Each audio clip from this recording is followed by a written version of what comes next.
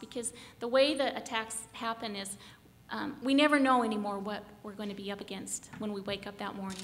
And so you're constantly having to think of new ways to fight this battle. And so it's nice to be able to see the whole picture very well, but also think out of the box. Don't look at what's worked in the past, because it isn't going to work in the future, or else we wouldn't be where we were today. And you do need to get along with people. The Computer Security Organization is a really fun organization, but if there's any kind of event going on, there's a lot of good, I call it good stress, because I get jazzed, you know, when there's a lot of excitement and, you know, your heart's pounding is something new that you got to address. It's really rather fun, but you need to be able to get along with people and be able to handle that kind of stress. I did want to talk about some of the future threats. Now, currently, there's never been a virus for a pager, and that's the only place I wish there was a virus, because this is the one tool I don't like.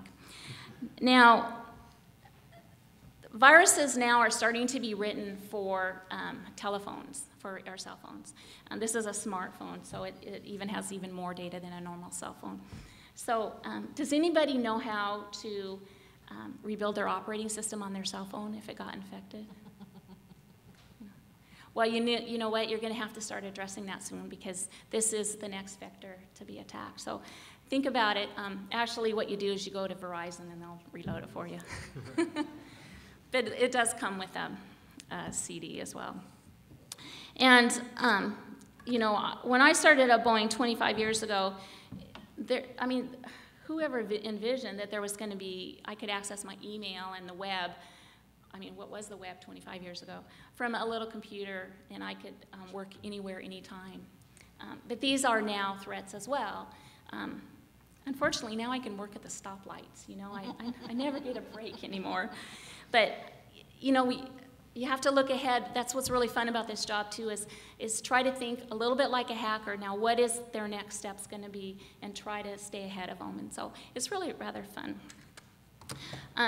One part of Boeing security that I want to talk about, which is really happening right now, is our Smart Badge. So this is a badge that will get me into my building at work.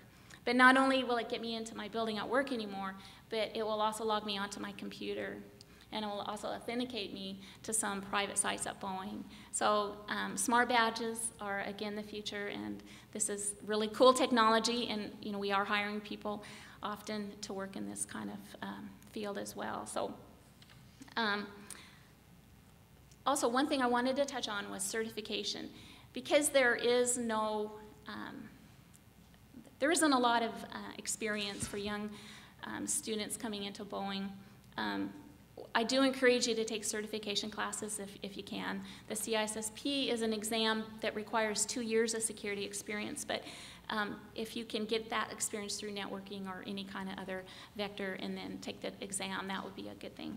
So Boeing is, and all businesses anymore are really it's a global environment. We're working towards a virtual environment, and it's boundaryless, really. And so the threats are only going to continue, and they're going to only get worse. And so we need people to help us protect each other. So, thanks.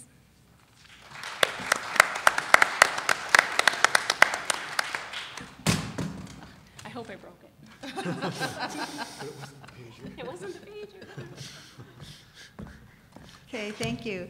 All right, so now we're going to open questions up for the entire panel, for those of you who might have questions. Yes, up in the upper left. Are there ways that Boeing works proactively to go after the viruses, where, you know, they set up traps or something so that people can get caught if they program the virus? Well, that's a really good question. So oftentimes it's really difficult to find right away the author of viruses, but you know, they will get found, and I'm very happy that there is increasing prosecution of virus writers. But Boeing does have a lot of traps in place, and that's actually proactive is the #1 reason for our success, because if you're not proactive, then that means you're going to be reactive, and that means you're going to be up for 3 days straight working in an event, and none of us like to do that. But we do have a lot of traps in place, and we go through and analyze that all the time throughout the day and night, looking and often discovering new attacks and new threats. And then that allows us then to put mitigation elsewhere so that if it is a multi-pronged attack. Other questions? Yes.